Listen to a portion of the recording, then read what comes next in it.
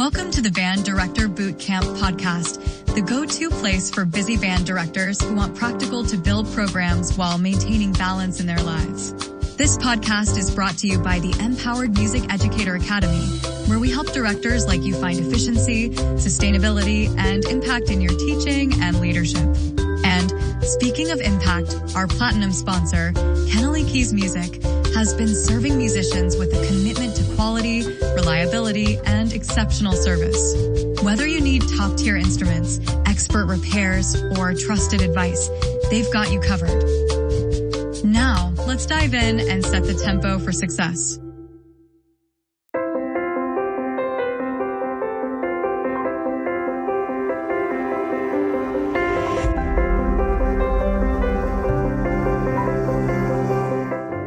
Welcome to another episode of Band Director Bootcamp, the podcast with productivity and wellness tips for busy band directors. I'm your host, Lesley Moffat, and I'm really grateful to be sharing this platform with you.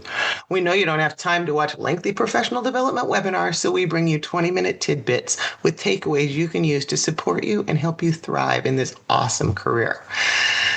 So if you've ever found yourself drowning in like the day-to-day chaos of middle school band or even high school band, this episode's going to be your lifeline. So if you're a brand new teacher or a seasoned vet, today's guest is going to share his middle school band director help list with us, which is a powerful and real-world framework packed with links and templates and systems that make running a band program smoother, more engaging, and way more sustainable. I'm all about that kind of stuff. So that's what we're going to talk about today. And his name is Tim Ostrow, and he's from Florida. He's a 19-year veteran here of teaching here at the same school, where he's grown a program from 80 to over 200 students.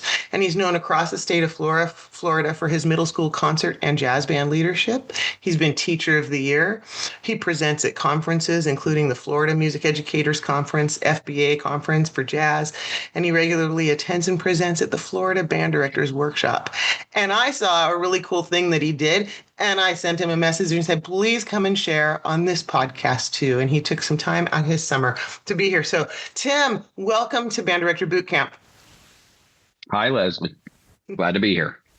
Well, I am glad you are here. And I heard a phrase before, and I didn't believe it until 3 years ago when I started teaching middle school. So over 30 years of teaching high school, and I'd heard the phrase that middle school band can feel like triage. I'm like, oh, come on. Oh my God, does it ever? And what you are offering, I wish I had seen 3 years ago. I walked into teaching middle school thinking, I can do all the things. God, I have 300 people in a high school band program, no problem. It's way different. And so even as a very seasoned teacher, I sure could have used what I saw that you were sharing in that Facebook group or wherever I saw it. So we're going to talk about that today and see if we can share some things, whether it's new directors or veteran directors, that can help make that whole process. Because it's not just about teaching the kids how to play and read music. It's way more than that. So, all right, talk to us a little bit about why in the world would you even start something like this? Were you like, just give us a little background and tell us about this list, because that's what we're going to talk about today. Sure. So I've created a lot of materials over the last 19 years. And, just like you said, triage. In the summer, I actually spend the summer preparing so that the year will go smooth. So I've created a lot of resources. I have the keys even right now to my band room. I often go in, try not to spend too much time because I have a wife, 2 kids, and a dog. But there is time I need to get in there because I understand that the preparation that I put in now makes the school year run significantly smoother. And so every summer I have a project and I decide to focus on that. This would sure be a whole lot easier next year and that's where all these ideas came from. And a lot of these are good ideas taken from other incredible people. I attend a lot of conferences. I'm always developing, Midwest, FMEA, et cetera. I go to everything I can. And even at year 19, I'm a sponge. So the list basically came because my elementary feeder school teacher, she went to become a middle school band director in the same county. And she asked for help. So I said, okay. And honestly, I made this list last Friday in about 2 hours. So it's just full of links from my Google Drive because I'm an organized person. And I wanted to say, hey, here's some of the things that will make your life easier. And, if I were going back to my first year and walking into a program that you either have to build or rebuild, here's some things you could use that will make your life easier. So it gives her a template. A lot of the documents in here are, for example, in Word file. They're not necessarily a PDF, so she can change it. I want to make it easy for her. And I have people regularly call and ask for help with things. And I'm always open to that because I had a mentor myself, Les Krause, when I started teaching. I reached out to him and he was incredible at helping. So that's what the list entails. And it basically goes over 3 big topics: management, the one thing we don't want to do. We want to teach the kids. But I tell you what, in middle school, you cannot do that if you do not have a plan for everything. So I put a ton of items in there. Curriculum and assessment, and how do you assess kids? That we say it's hard to do that, but I think there is a right way to do it. There is a way to do it. There's multiple ways to do it. And what are some strategies, some goals? And I do a pass-off system with beads.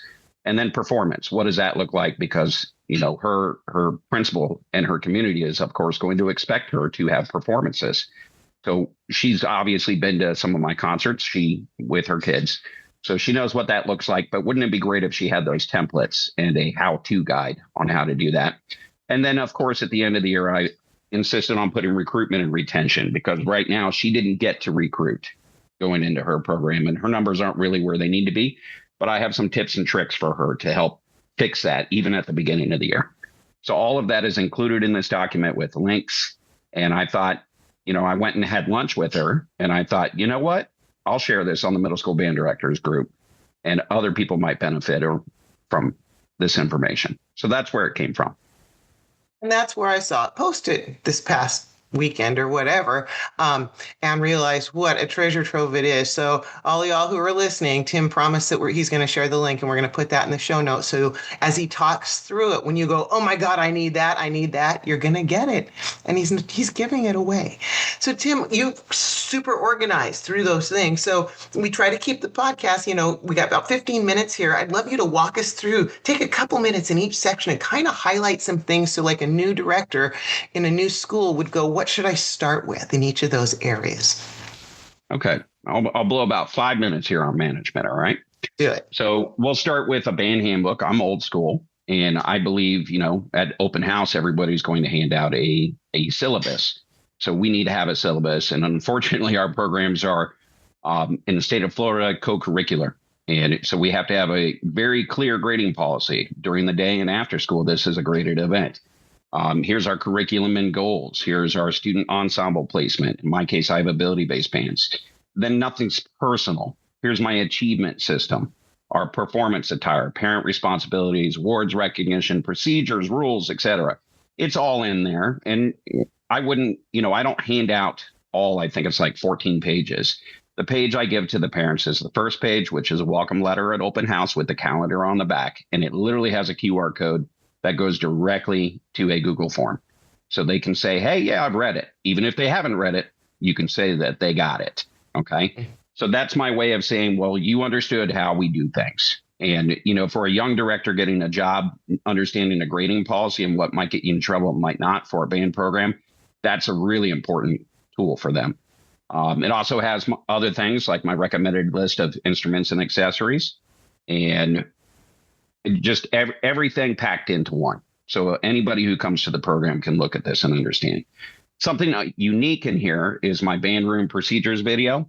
You could watch the whole video. It is a link. It's about 18 minutes long, and it walks the students through how to walk into my room and how to exit the room and what we do during the period. I play this at the beginning of the year. Saves me time because it goes right to the point. We act it out, and then I do a follow-up quiz to go along with it.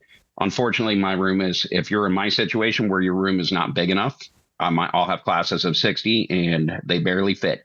And you got to have a spot for their bags. You have to have a procedure for everything. Doors have to remain locked for me in my case.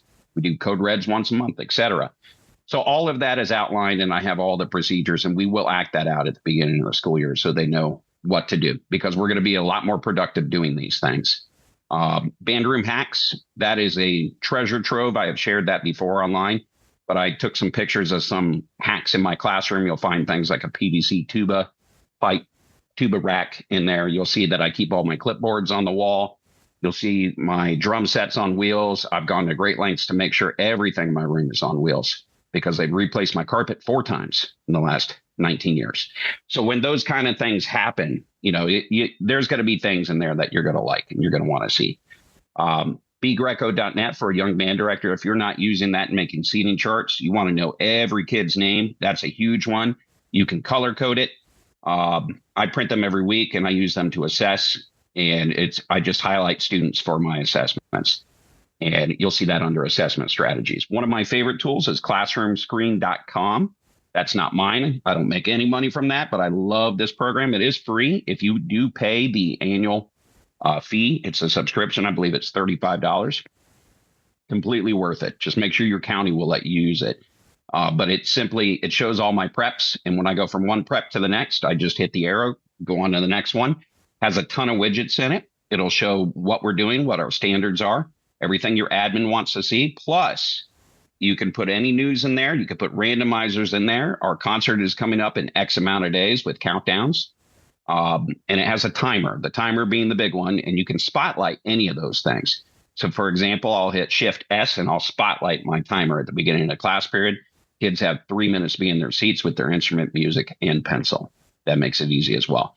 And then some other resources for them at the very bottom, including rehearsal detectives. If you haven't seen that, that's on the band directors group.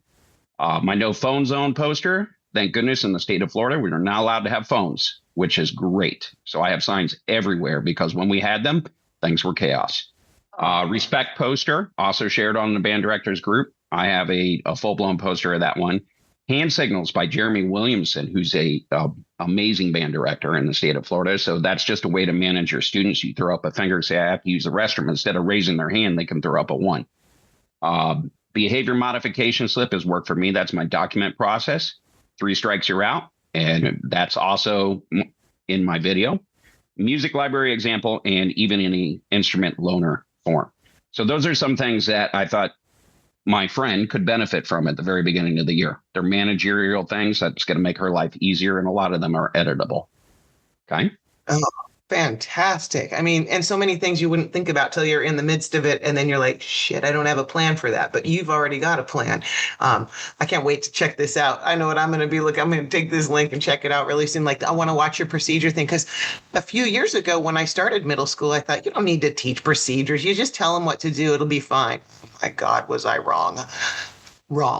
So I learned the hard way with middle school that you have to preempt a lot of things. So, well, and you have to be consistent over a long period of time. And honestly, even that winter break that we get in Florida, when we come back in January, the kids forget. And so I will have them do it again. And they might groan a little bit, but I'll change up the quiz. It'll be the same questions in a different format. And that gets them to pay attention and understand. And I might even change some things. It's just a PowerPoint that I turned into a video. So if there's a slide in there, hey guys, this did not work for a semester for whatever reason. This is what I want to do. And you get them on board with it. So anything that's going to have us, play more music so that we can get more stuff done, I'm all for.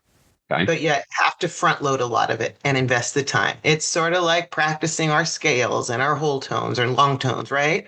We make that investment up front. We take care of our instruments. We get the nice reads. We take care of those. And when we do that, the rest of it comes easily down the line. And that's what teaching's like. It's like knowing, or not just getting your stuff together, but knowing what to get together so that you're prepared when things come up. So this sounds great. Let's talk about another section. What's another one you can Okay, the next section is curriculum and assessment. It starts with instrument selection for beginning band. I'm in a unique situation where I am that all of my beginners do start with school instruments, and I start them on core instruments. So there'll be flute, clarinet, trumpet, trombone, euphonium, and percussion. I actually did a podcast with another gentleman out in Colorado on this one. If you search my name, you'll find him. But that grew out of the pandemic. That was a good thing that happened because my county spent a ton of money on Yamaha instruments. And if you're interested in what that looks like, you can click this link and you can see how that is. But that has definitely been a sustainable thing for my program, because coming out of COVID, we wanted to be able to tell the parents, look, we know that the economy is, or even during the economy is an issue. And we know that everything is a question mark right now. We got you covered for this first year. And then after that, what I continued doing this last 5 years or so, but we tell them in 7th grade, now it's time to go get your own instrument. And I tell you what, it's great. It has really not been an issue because we tell kids that they can try band without committing financially. And I went from the old way where the only way you could do it is if you paid for it. Now it's all covered. And we have a referendum in my county. So if your county wants to support the arts and it's in the referendum, do this. So please look at that because this is a huge seller. There's equity in action. Yes. Yeah. Well, and we passed our referendum twice now, and there is an oversight committee that looks at this. And a lot of them, a lot of the people on the oversight committee are former band parents, and we keep getting that money every single year, and we're able to continue to support this. And at every concert, we tell all the parents and the school boards there and the superintendents there, and we tell them this is a great thing for our kids. Thank you, Charlotte County Public Schools. And they love it because, again, they get to try it at no cost to them. So that's a huge thing.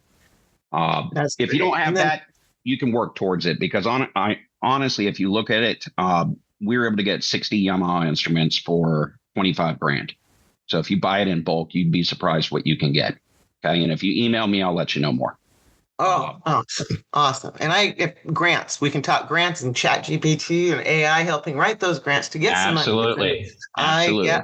I get them all. I used to have band parents do that. Now I'm like, ChatGPT, do it. So that's right. My band director buddy, I'll make my pitch. The special one I did for music teachers can do that super easy. Hey, before we ask you a few more questions, I just want to take a minute to do a shout out for our podcast sponsors, the Empower Music Educator Academy and Canelli Keys Music. If you're listening to this while thinking about everything still on your to-do list, I see you. One of the reasons I started building tools alongside this podcast was because even the best strategies don't help you if you're too exhausted to implement them. That's exactly why I created Band Director Buddy GPT. It's a productivity and wellness tool designed to think like a successful band director and support the real work behind the scenes, the planning, emails, scheduling, and problem solving, and more, so you can amplify your impact without increasing your workload. If you're a busy band, choir, or orchestra teacher who wants a sustainable way to do this job, you can learn more at banddirectorbuddy.com.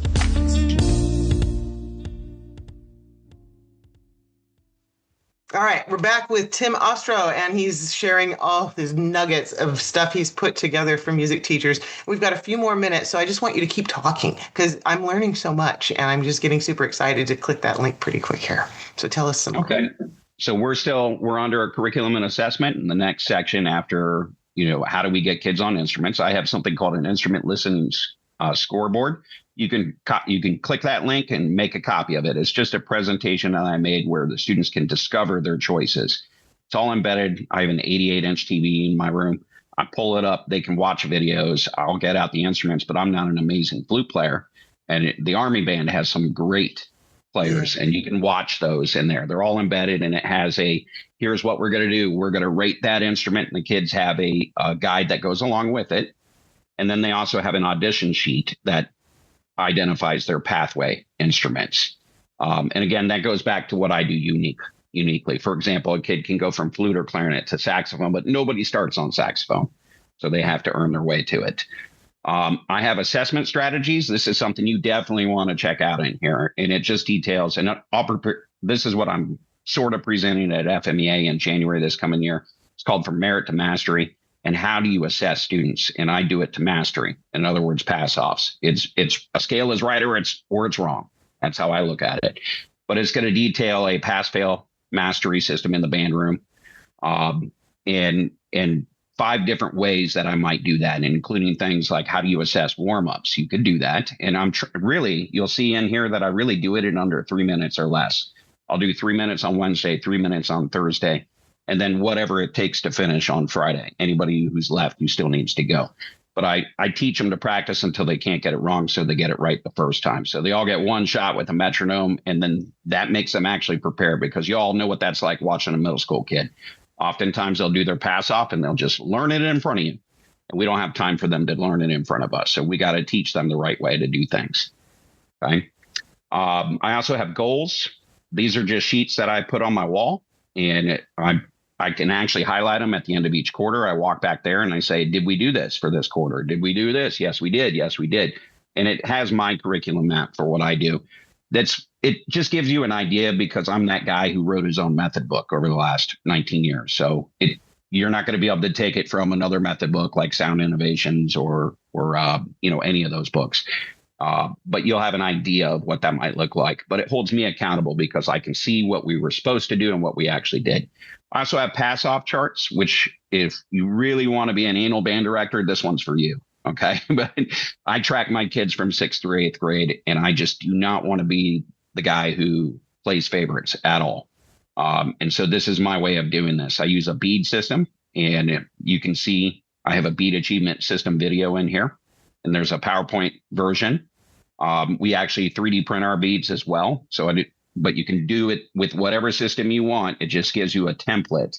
And I tell you what, these middle school kids will do whatever to get the bead. And we celebrate success at the end of each quarter. They get their beads at that point. It's great. So. My God, this is so exciting. I don't want to think about school during the summer, but now I'm excited to start thinking about it a little bit. So, you're just simplifying it, and you're making me think of some new ways to take year 38, make it a little fresher and stuff. So, hey, we're out of time here today. But Tim, thank you so much for all of this stuff that you just started to touch on and for being willing to share this with our listeners. This is a valuable link. Okay. Thank you for having me, Lesley. Yeah. Okay, that's a wrap on this episode of the Band Director Bootcamp podcast. I want to thank Tim Ostrow for being here, and to all of you out there who keep showing up to teach music every day. Hey, remember, success in music education isn't just about what happens on the podium. It's about taking care of yourself and setting up systems that work for you. Thanks for listening, and keep making a difference in kids' lives through the magic of music education. Before you go, I want to leave you with this. You don't need to work harder to be effective. You just need better support. Band Director Buddy GPT was created for music educators who care deeply about their programs but are tired of carrying everything alone. It's there to help you think through challenges, streamline the busy work, and protect your time and energy without lowering your standards. If that sounds like what you've been craving, head to banddirectorbuddy.com to explore how it works and decide if it's a good fit for you. Thanks for listening to the Band Director Bootcamp podcast and for the work you do every single day. That's a wrap on this episode of the Band Director Bootcamp podcast. Remember, success in music education isn't just about what happens on the podium. It's about taking care of yourself and setting up systems that work for you. The Empowered Music Educator Academy is here to help you do just that. So be sure to check out our resources at empowerededucator.com. And of course, a huge thank you to Kennelly Keys Music, our platinum sponsor, for their unwavering support of music educators like you. Whether you need instruments, accessories, or expert advice, their team is ready to help. Thanks for listening, and keep making music happen.